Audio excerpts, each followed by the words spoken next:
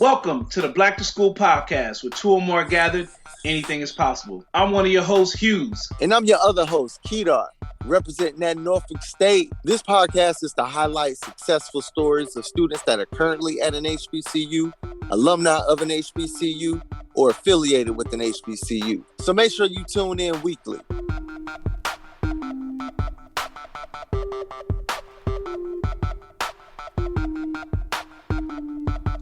Give it up for DJ 7 Trey, our resident DJ representing that Alabama State. Yes, welcome to the Black to School podcast, where two or more are gathered. Anything is possible. As always, I'm Kedar. And I'm your boy, Hughes. We are excited to have you guys back. We got a great and awesome show for you guys today. I want you guys to stick around because we got a good one for you. Kedar, what's been going on, man? Bro, let me tell you. So, first of all, I got 5 kids. Let's start there. So, 5 kids, 3 of them are in grade school, 2 of them are daycare age. Right. So, my wife, when we first moved to Atlanta, we found a daycare not too far from the house called Primrose. Okay. If you know about Primrose is the private school of daycares. Right. So now it's time for the 2-year-old and the newborn to go to daycare. Okay. She started looking at Primroses. I said, we ain't gonna pay no mortgage just for 2 kids. Like, what? They're not learning that much. So I found another school. Black school. Oh, man. Around the way, So she's on maternity leave. So she's the one that picks them up, drop them off. Yeah. Bro, as a doctor, what you don't want to do is pull up and see that ain't nobody wearing masks. Bro, when I say it happened like 3 days in a row, when I say she snatched our kids up out that daycare so fast, bro. And I'm like, oh man, I'm scrambling. But you know who is open? You know who do have spaces? Primrose. Man, we did a visit. We did a whoop, whoop, whoop. They all wearing masks. They all got vaccines. They all got, but it cost $3,700. I'm like, bro. Yeah. A month? We got to do this every month. Yeah. That is a mortgage on a $600,000+ house, bro. Wow. So that's what I've been going through. I have until Friday to find another non-Primrose. Oh man, that's funny. Well, I gotta start balancing my checkbook differently. That's funny, man. That's what's funny. up with you, man? It's been a really good week, but I want to talk about something related to HBCUs because we talk about this podcast, the purpose of this podcast. I want to talk about a little bit of the shift that's going on right now, if you haven't noticed. But a lot of kids now are making decisions to go to HBCUs to take their talents there. Bro, so yes, I saw that. Yes, I wanna talk about Percy Miller. Percy Miller, Master P, son. He's one of the best talents in the nation as far as a high school, and the fact that I don't want to get it wrong, but I know Hampton offered him, and of course he had some big major offers, but he ended up making his decision to go to Tennessee State University, where Oprah Winfrey actually went to. But for him to actually say that he wants to take his talent there to now make it so that everyone else can look and see that HBCU is a viable option. You know, I sent that information to a few of my friends, and I was like, look, the shift is happening. You got Deion Sanders at Jackson State. You got the two basketball teams that won the first round in the tournament. So we're making noise. We're making noise, and we're making a great impact. So Hersey Miller, shout out to you, man. Shout out to you. Hughes, here's what you also don't know, though. Maybe you do. I'm not gonna say you don't. I ain't never talked to you about it before in my life. But there's a young kid in high school now who's a junior. Okay. And he's ranked top 2 high school basketball players. He is considering HBCU. Please. And I started following the cat because I'm like, bro, I want to watch this journey. But he came out last year and said, why not HBCUs? When everything was going down with protesting, and I'm not gonna say they started killing black folks because it's been happening. It's been going on for years. But it seemed like last year we were in a different space. Yeah. There was a lot of division. Yeah. He came out and said, I am heavily considering an HBCU just because I know I will be taken care of. I know my best interest will be at heart. It's true. He said talent-wise, now I play against everybody now. So it's not like you don't know if I can play. You see me play now. It's true. It's true. It's true. And he said he wants to be in the forefront of it so that others can join. So it's great that Percy Miller has signed at Tennessee State. And maybe you see the trend this spring, other basketball players will start considering the HBCUs. Go ahead. And when this dude come out, now we talking about the HBCU being like a real threat. Keep the talent at home. Keep the talents at home, bro. And let me tell y'all something. Let me tell y'all this. Folks going to a HBCU that's playing sports, I did it. You do not. Here's what you don't get. You do not get any slack from the professors. You still have to do your work. I watch chemistry.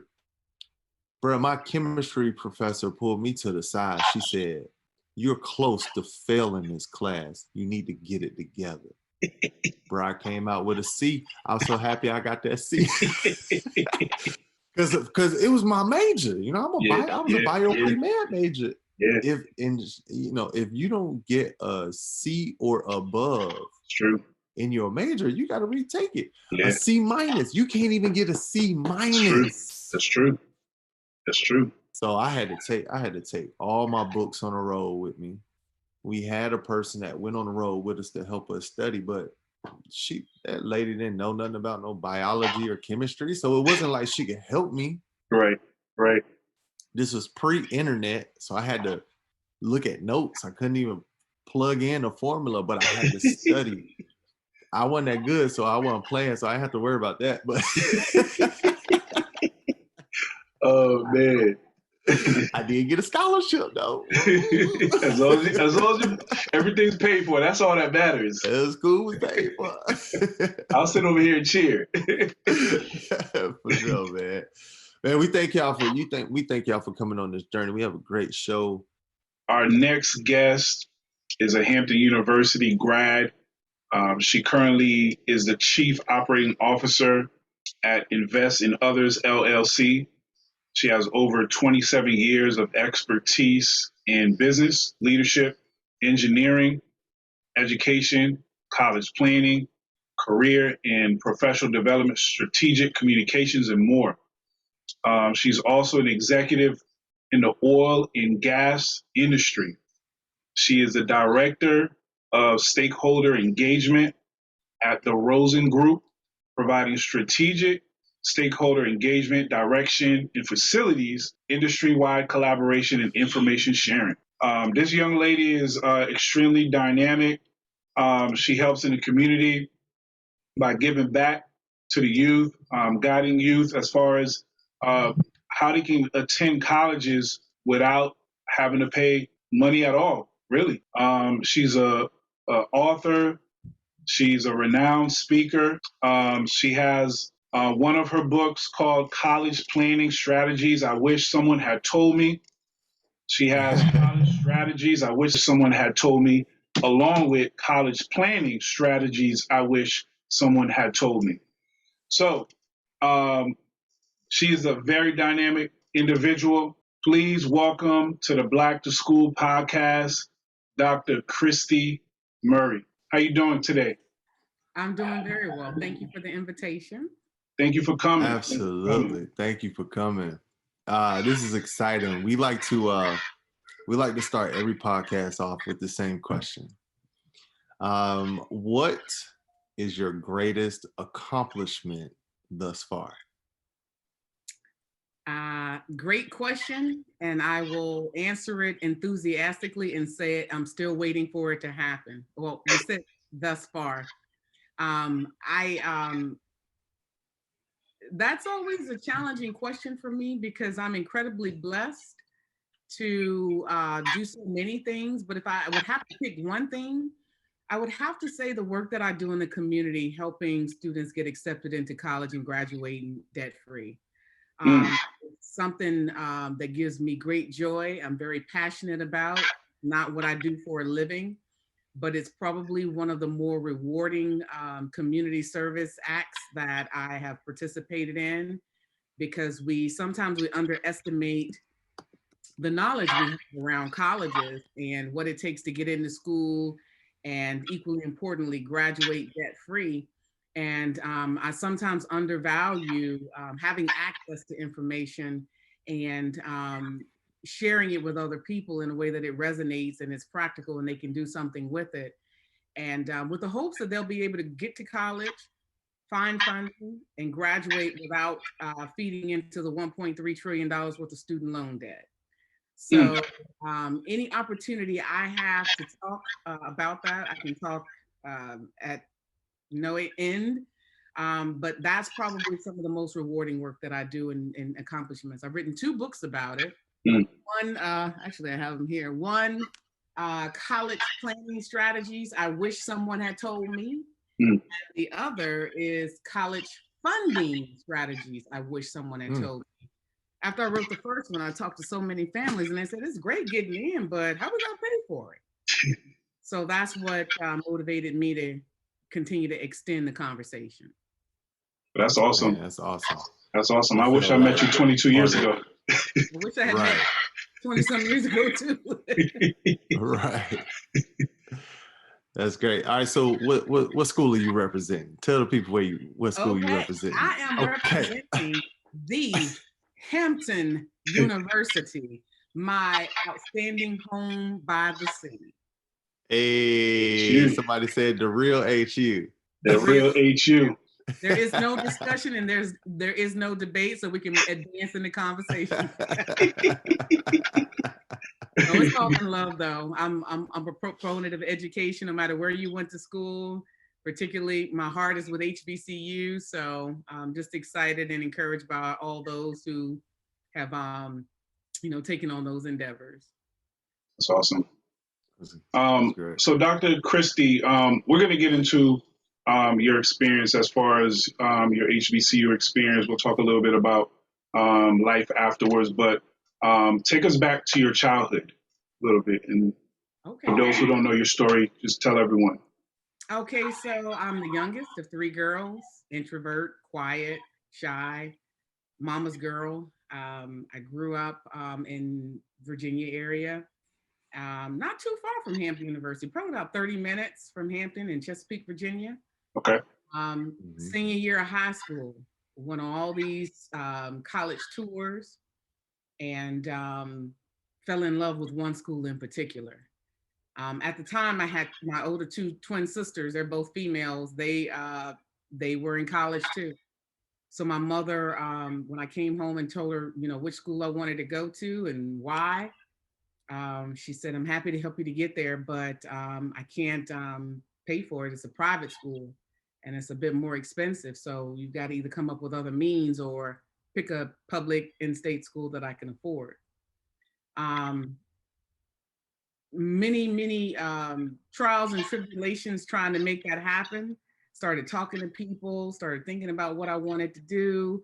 I wanted to major in engineering, and I must have told my school counselor. One day she pulled me out of the auditorium and said, "Hey, what if I told you there's a scholarship, or this company is looking for a student who wants to go to Hampton University and wants to major in engineering. Are you interested?" Wow. Yeah, I'm interested. Won't he do it? Look at God. Yes, I will. And so she said, "There's only one caveat. Your package has to be postmarked by tomorrow." Now, this is 1993. We didn't have Google. We didn't have the internet. So you postmark, you got to package it all up, package it up, send it off at the post office. And so I said, she asked me, "Can I make it happen?" And I looked back at her and I said, "The question is, can you get my transcripts out that quick?" Right. And so she was like, "Fair point. Well, we'll make sure it gets out." Fast forward, it gets out.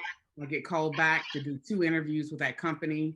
2 interviews later, I landed a full scholarship to go to Hampton University. Wow. Summer internships every summer while I was in college. Wow. And full-time job upon graduating from college.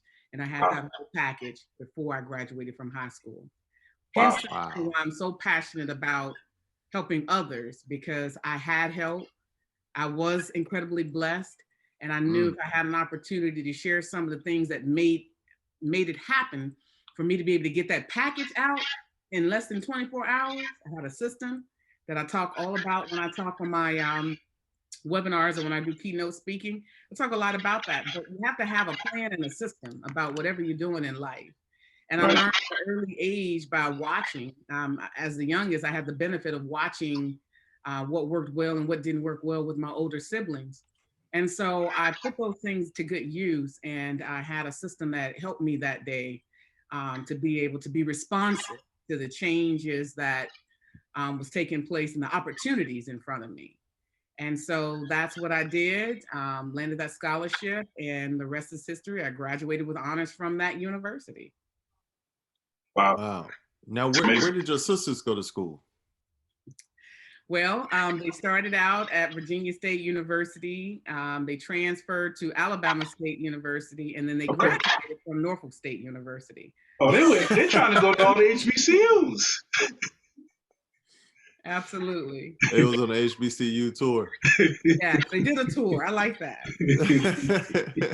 They liked a piece of each school and say, you know what? Some people like assortment, you know? You can't Right. get one type of chips. You got to have a couple of different variety in the pack. So let me ask you this, because you seem very convicted even as a high schooler. What was it about Hampton that made you say, you know what, this is it?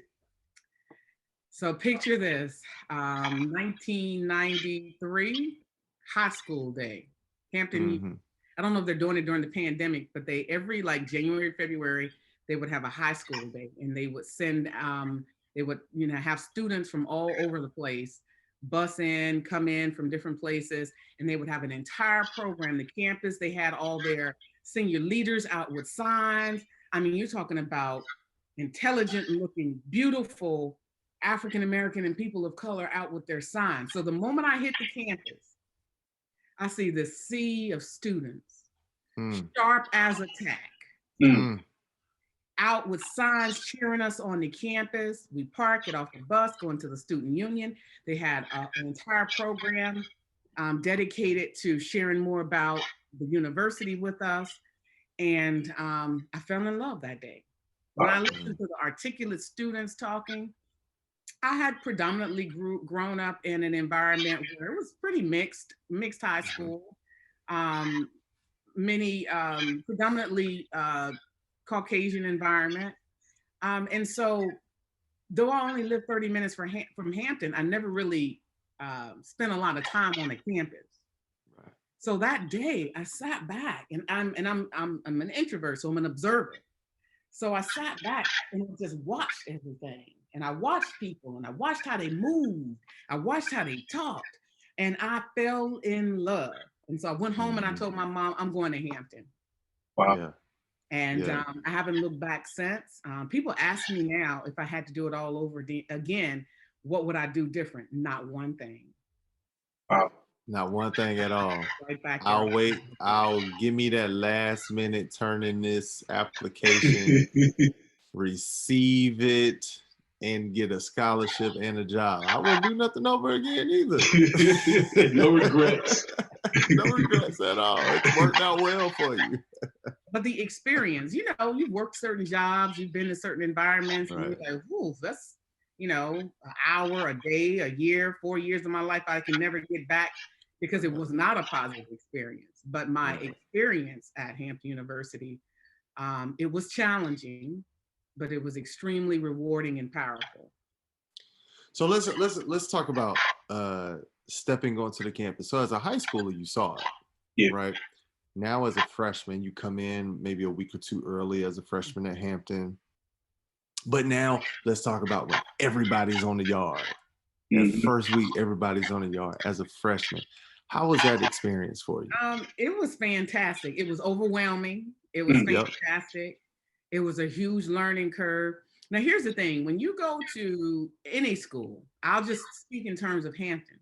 I get to Hampton and I realized it doesn't matter if I graduated from high school with a 3.6 grade point average and had a scholarship. Yeah. When I stepped foot on that campus, it normalized the playing field out.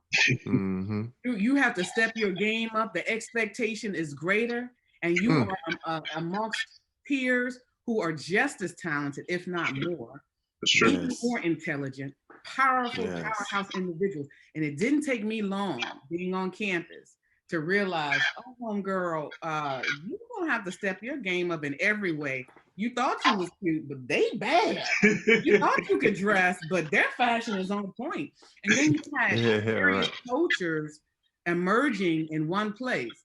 Nothing like going to a school and you get into a building and they ask you to shout out where you're from.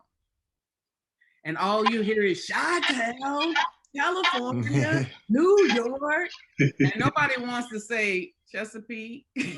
Chesapeake. Round corner.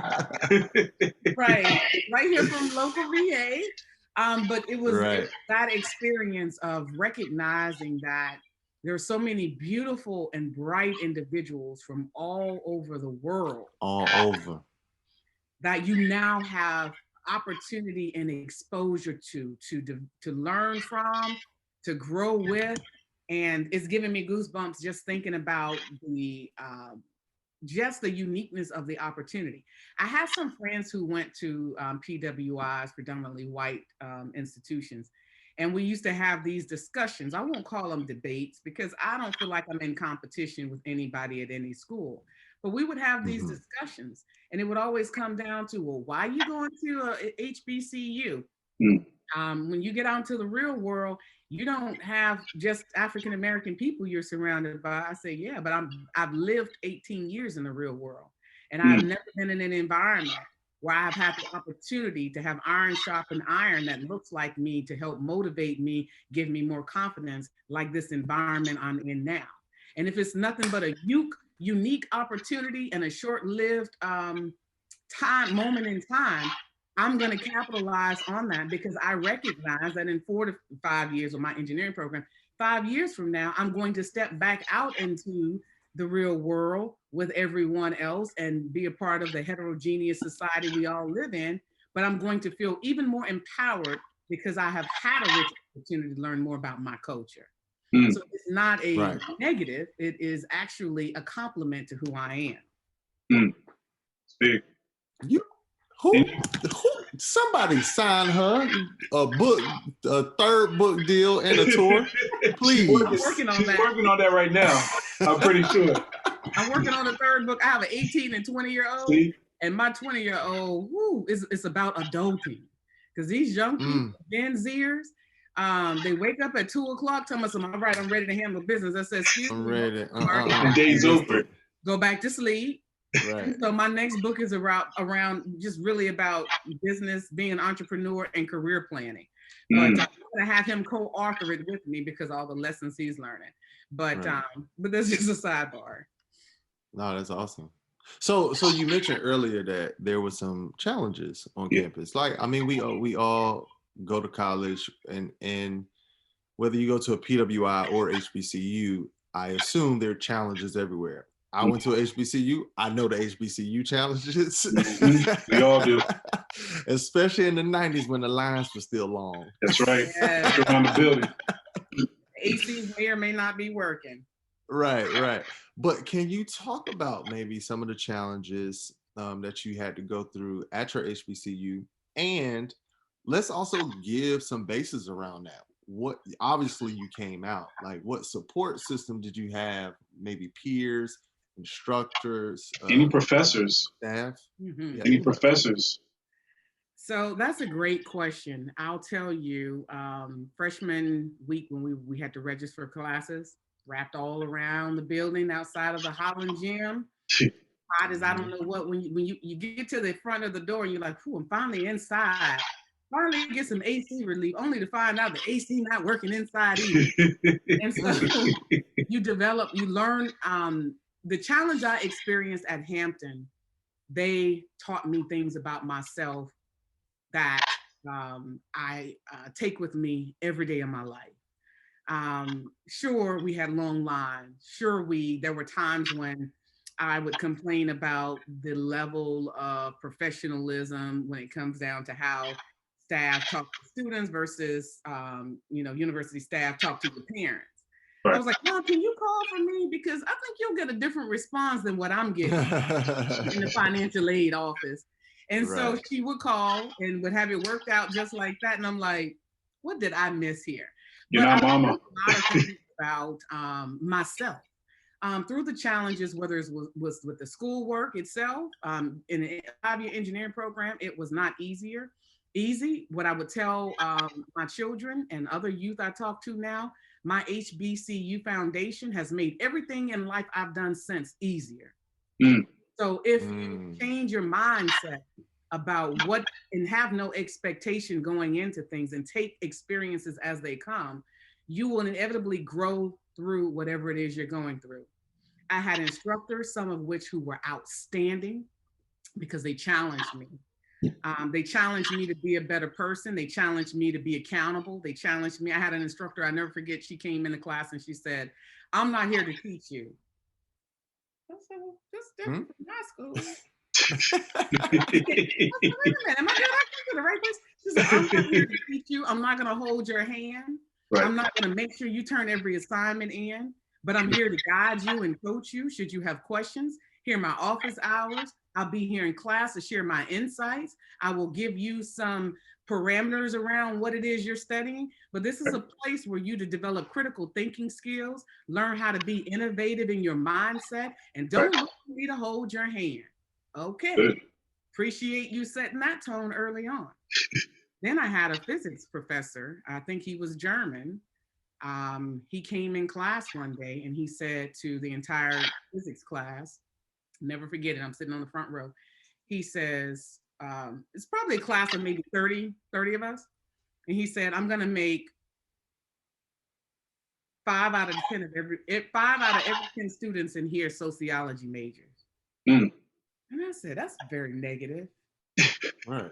And I looked around and I started counting 1, 2, 3, 4, 5, 1, 2, 3, 4, 5. No, it ain't gonna be me.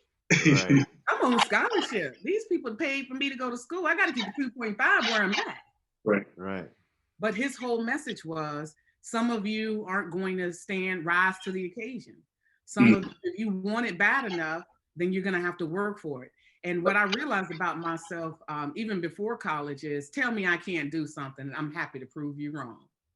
And so that day, I took it as a personal challenge when he told me he was going to make sociology majors out of every 5 out of 10 students. Right.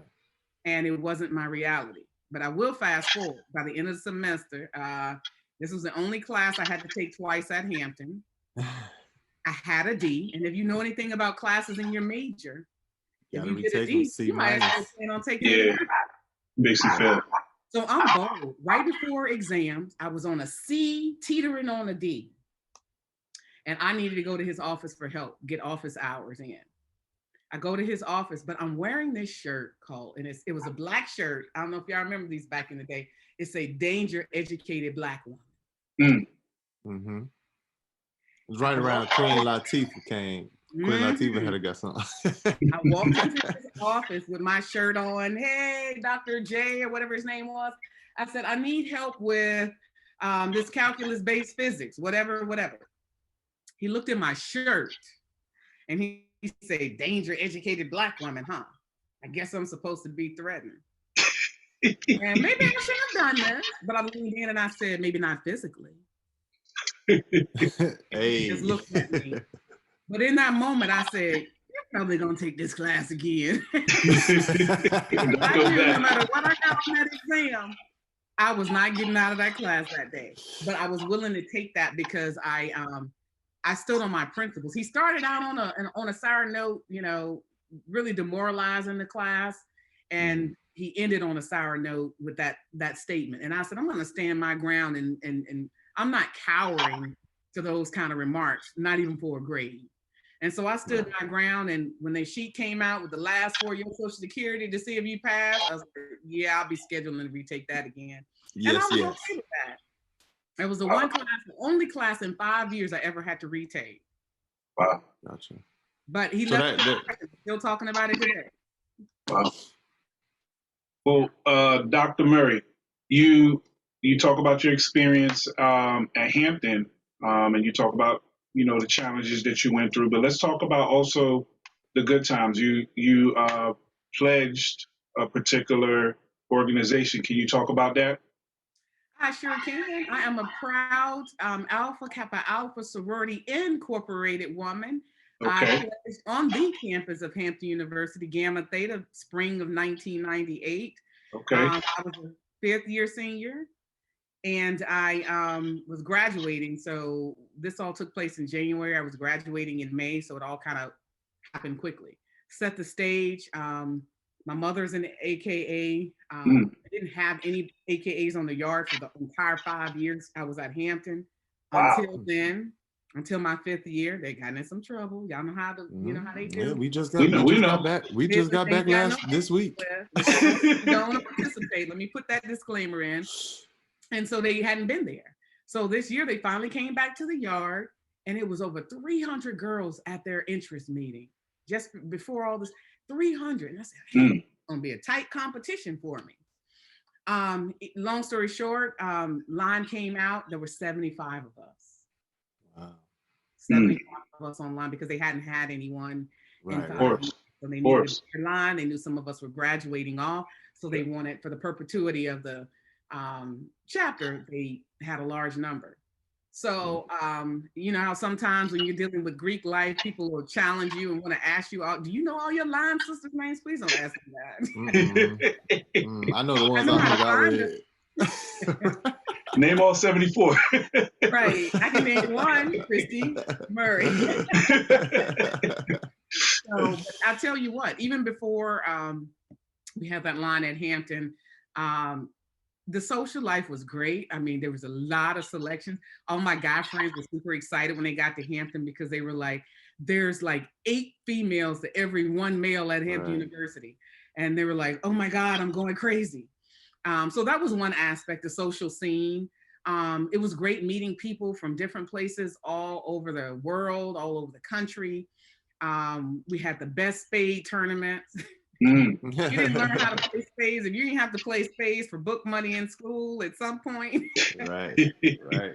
we would have to, you know, we would have to come up with some interesting ways to get some spare money, playing spades or doing hair. Some girls had a whole business set up doing nails in their room. Wow. All those creative things. And I'm sure the guys on their side of campus had some other you know, entrepreneurial activities they had going on too. But again, you learn a lot about yourself during those times. I probably didn't party as much. I knew I had, I felt pressured. I had the pressure of keeping a 2.5 because I knew my parents weren't gonna, I enjoyed it so much there. I didn't want to waste the opportunity to be there by not keeping my GPA up. So Right. I expected a lot. I can count on one hand how many parties I went to in 5 years. People don't believe me, but I That's what's can. up. I don't really have any regrets about the partying part, but I Right. do feel like I have some missed opportunities with just being around some of my friends more than what I was. But then the other flip side of that is it's easy to look back and say what you should have, could have, would have done, but you might not have been passing your classes. You might not have a degree to talk about. It's You true. might have been a 6-year senior, 7-year senior. Exactly. We've seen You those. You could have been the dean of the next 2 lines after you. Right. I had some friends who were 7-year seniors. You know what I call them? Doc. They didn't think too kindly of it, but I said, you've been here long enough to have a PhD. You're still working on a bachelor's. Your PhD, Doc. Exactly. So, but but it was all about balance. I remember freshman year, we had an activity in Ogden Hall, and they talked to seniors. And one of the things they said is, we can tell y'all now how to be successful. Sleep and socializing does not equal success. If you sleeping more than you in class and you socializing more than you studying, you're likely to be going home after a semester or two. And I had good friends who I saw freshman year, never saw them again. Unfortunately, it might have been finances. It could have been finances and academics, but I certainly felt like I had a responsibility. I owed it to myself to do the best I could. And so I spent a lot of time in engineering. Now, my mother will tell us a different story. She will tell you that every semester I would call her crying on the phone. Mm-hmm. I got this calculus 3 class and differential equations class and networking, and I'm not doing too good. And she said she would say the same thing every semester. She was like, first of all, I couldn't help you with your schoolwork, so it wasn't no sense to me trying to say, let me help you get you some tutoring. But what she said was, I'm sure you will do the best you can. Yeah. Study hard, do the best you can. And every semester I would call her back up. I got all A's and B's. I passed. Sometimes it was just a matter of passing. Yeah. And so each semester was like climbing another altitude on a mountain or something. And you learn, when through adversity, you tend to learn the most about yourself and what you're made of.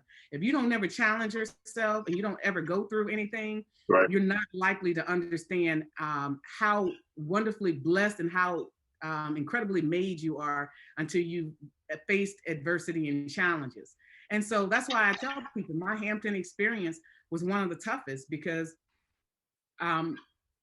whether it was financial issues or having a scholarship but not having a car, or not having extra money in your pocket, or difficult instructors or classes, or issues in your romantic life or social life, all those different dynamics. You have to have some balance.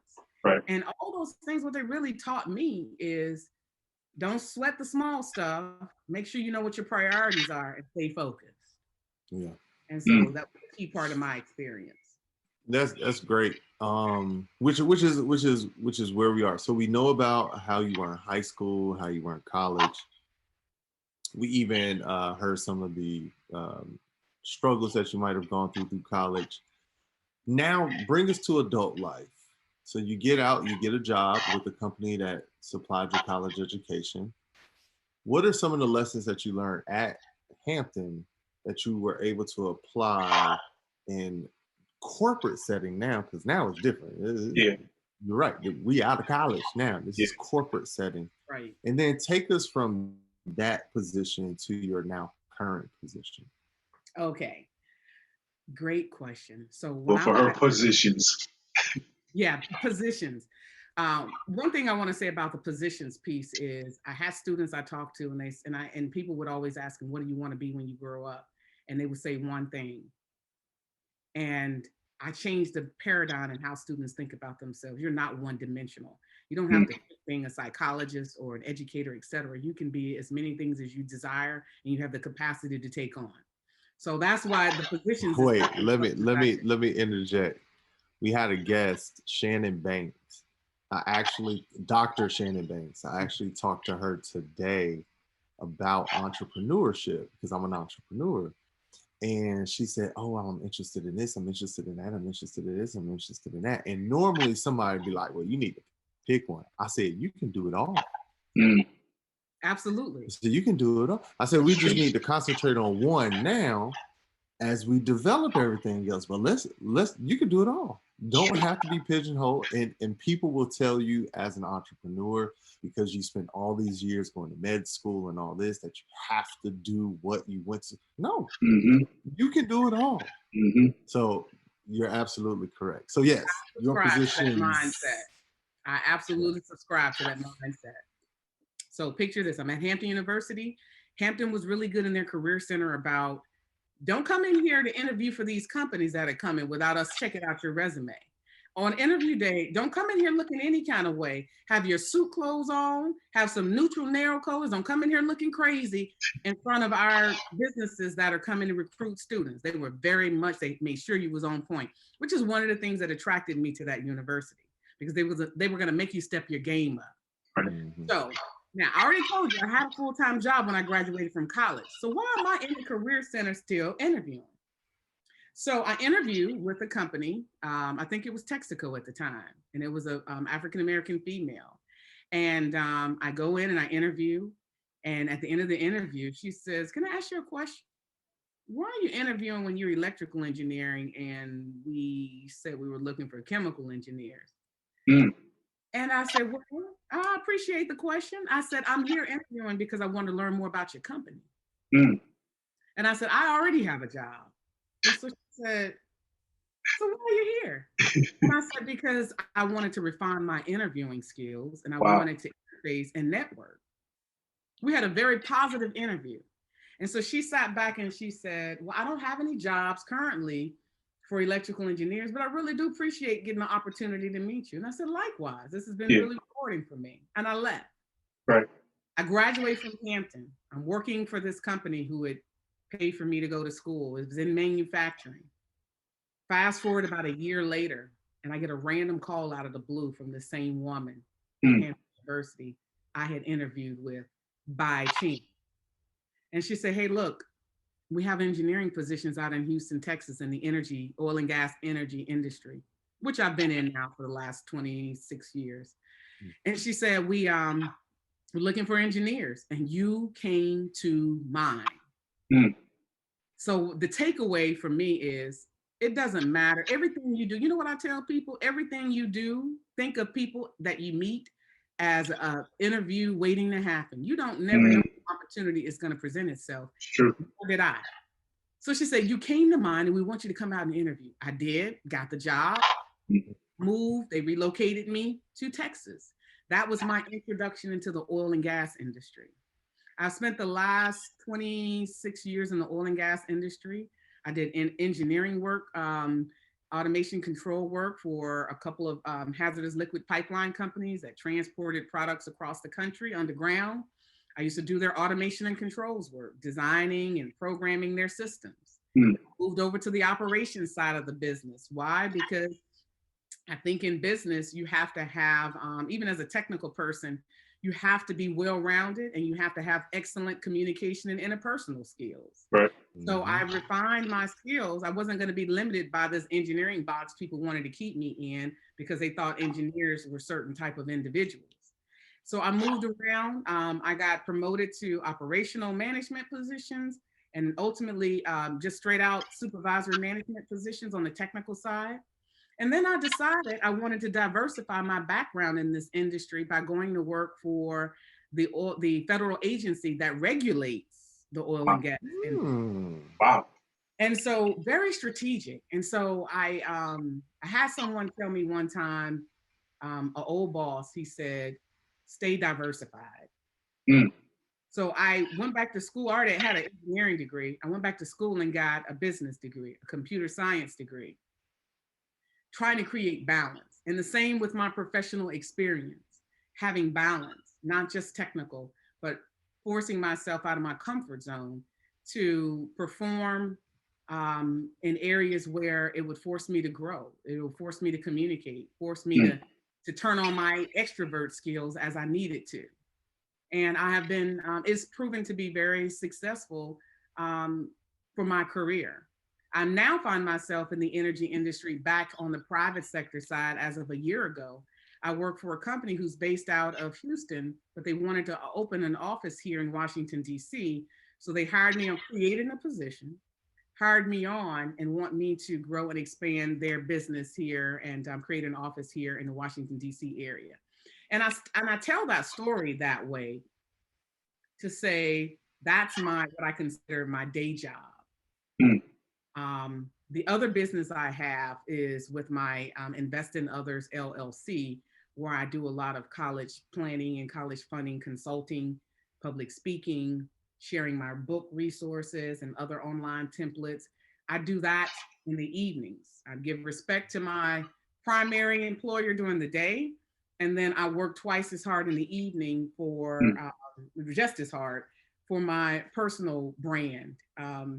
I get my family involved with that. I will tell you that up until recently, I thought about myself, I would describe myself, I couldn't quite figure out how to describe myself. I'm an entrepreneur over here. And then what am I doing? I'm an entrepreneur and an entrepreneur. Yeah. I'm every woman. So, there are things that I'm doing here to help grow their business. And then I'm here growing my business. Right. And I had to give myself permission because people want to put you in a box. And I was defined by anybody but myself on what I can, but more importantly, what I'm willing to do. Right. And so people say, well, how you go to work all day and still come home? And aren't you tired? If you ain't tired, you ain't trying to succeed. You ain't working. Right. You ain't working hard enough. If you're not tired, you got some capacity left. Sure. Right. Yeah, our office manager at the office, and she came in, she interviewed, got hired, salary. And one day we was just talking, she was like, yeah, I got to go check on one of my properties. What? I know how much I pay you. What you mean one of your properties? She owns like 20 properties. And she was like, nah, Keita. She was like, I retired. I do this because I believe in you. Wow. I believe in the company. And this is something for me to do during the day while my properties are doing whatever they do. She said, I handle that at night and on the weekends. I said, oh, thank you. Thank you. Right. Happy to fit into this portfolio. I appreciate you. It's really all about, just being able to recognize that you can do many different things well. Right. Sometimes we stigmatize ourselves and we have these limiting beliefs that you can't own multiple homes, you can't have rental properties, you can't invest and pay your bills, you can't work for someone else or grow your business, or you can't just step out on faith. I have a girlfriend who stepped out on faith recently, opened her own business, quit her day job. I'm not quite prepared to do it that way. I'm not gonna do that just yet. I respect the fact that she did and she was willing to. Right. And so I learned from people like that. The other thing I would say, and one of the things I really believe in, is if you're the smartest person in your circle, get a new circle. Yeah. You're not gonna grow that way. You need diverse people who well, what made you want to just quit your job and start your business? And how did you start your own CPA business? And how did you get all these rental properties? You know what I'm saying? You need people that you can talk to and that you can grow and learn from. It's true. Very, very important. Agreed. Well, Dr. Murray, we have reached the part of the interview, because the reason why me and Kedar started this podcast was the fact that we wanted to reach those parents that were on the fence as far as allowing their child to go to an HBCU. We want to increase endowment, engagement, enrollment for HBCUs. So for that parent that is on the fence as far as whether or not they want to have their child go to an HBCU, what would you share with them? Or that child that's considering HBCU or PWI. True. I think it's a great question, and one I talk about almost weekly when I talk on various different webinars. And this is what I'll say: choosing a college is a personal decision, but I think it's one that should be made with an informed decision. And going to an HBCU certainly changed my life. I appreciated the nurturing environment in which I found myself, the smaller class sizes, and I really felt like people cared about me. Mm. From a parent or a student perspective, talk to people who, like me and others, who have gone to HBCUs and ask them some key questions. What did you find the most rewarding? What did you find the most challenging? And if you had to do it all over again, would you do it differently? There are over 107 different HBCUs to choose from. 56 of them are private colleges and 51 are public colleges. And so there is a plethora of HBCUs to choose from if that's your desire. If you think that going to a PWI guarantees you for a quality or more quality education, I will challenge that, not through my words, but through my actions and through how I step up with my performance every day of the week. Wow. And importantly, when people go to look for top-notch African-American students, They go to HBCU. they go to HBCUs first. And so I've seen plenty of my colleagues from Hampton who are doing phenomenal things all across the country and the world, from all different types of HBCUs. And it's certainly an opportunity to gain a different sense of pride that I would challenge where else you will get that in your life. Mm-hmm. Wow. I agree. This has been amazing. This has been amazing. You are amazing. And we thank you for coming on the podcast. So for everyone, how can they find you? You can find me. You can reach out our website, www.investinothers.com. You can also find me on my YouTube channel, investinothers.com, and my personal email address, investinothers18@gmail.com. Great. I love it. I love it. Your energy is awesome. Your drive is awesome. Amazing. What you represent is awesome. I love it. It's a lot of work to be done. The only other thing that I'll say, if I'm just given an opportunity, everybody has a purpose. Mm-hmm. And if you're just waking up on accident every day, I would challenge individuals to think about what's the value, what's the reason why they woke up every day, and find something that makes you want to get up every day and that you're passionate about, and put it to good use to help other people. There's a lot of people in need right now. There's always people in need. And the most rewarding thing you can do sometimes is doing something more than just for yourself. And that's to me the reason why I get up every day. We are here to serve. Wonderful. Amazing. Yes. Amazing. Well, thank you. Thank you so much for coming on. Thank you both for the invitation again. And anytime, if I can recommend others, let me know how I can assistance to you.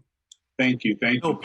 Please, if you have others that you want to recommend, we really want to highlight those successful stories from HBCUs, whether they're current students, alumni, or affiliated with HBCUs. Please, if you have just a short list of 3 people that you personally know that we can reach out to, this would be awesome. Our first season, we want to do 40. We're going to do 40 episodes. Right. I think we're 15 or 20 in, so we're almost halfway there.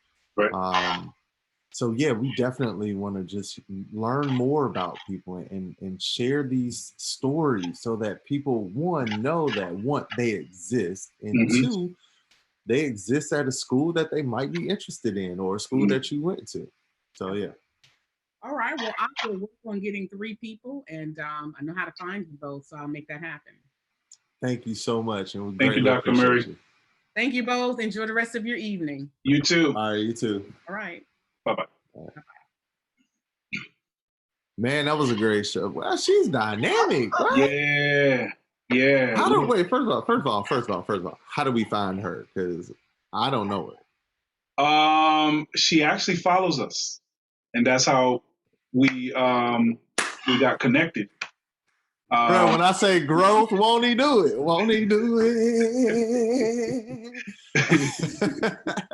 All right, so this is a part of the episode where we call it lesson of the day, where Hughes and I will have a key takeaway or some key points that we received from that interview. Right. And I'm gonna start because Okay. I want to say this before I forget. Okay. I don't know if she meant to say it, and I don't know if you heard it because it was such a throwaway line. But she said, I had to grow through, what'd she say? I had to grow through what I was going through. And when she said, or you got to grow through what you need to go through. But when she said it, I was like, bro, that's life. Gotta write it down. Because like, one, not just at an HBCU, but with life, period. You're going to go through something. Right. It just so happened in a college setting where this is the parameter in which we're talking about. The HBCU life helps you grow through whatever you're going through. True. And I just heard that and was like, yo, bro, that's like a dynamic word. Yeah. What about for you? For me, it was the fact that she doesn't put herself in a box.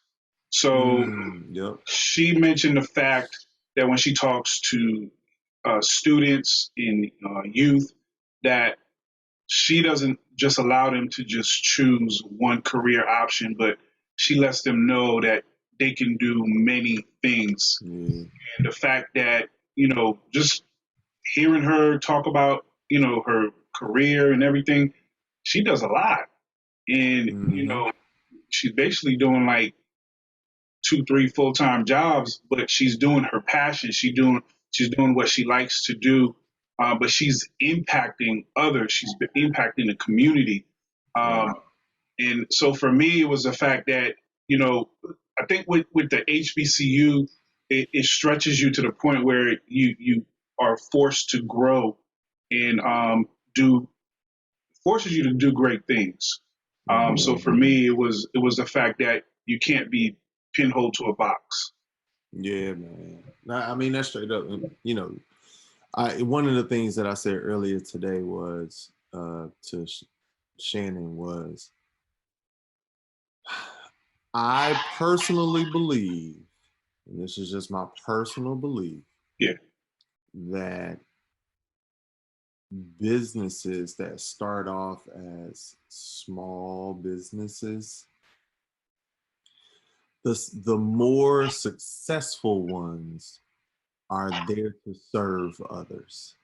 There's a gap that needs to be filled, and you're there to serve others in that gap.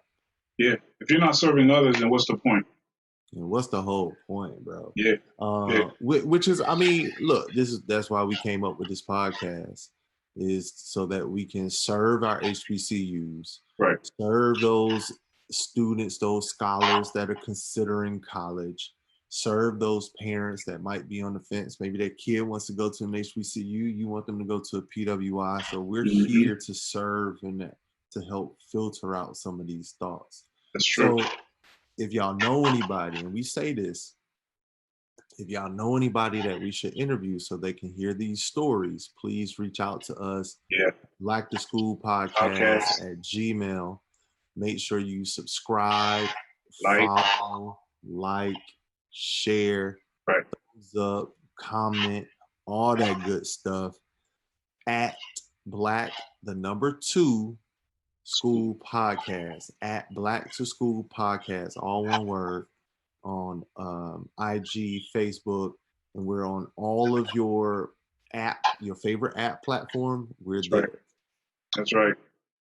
So look, like Kedar said, don't just look at the show and don't subscribe. Make sure you guys are subscribing, so you guys are not missing these. These are like really great gems that we are speaking to, and we got a lot more that's coming. So we don't want you guys to miss it.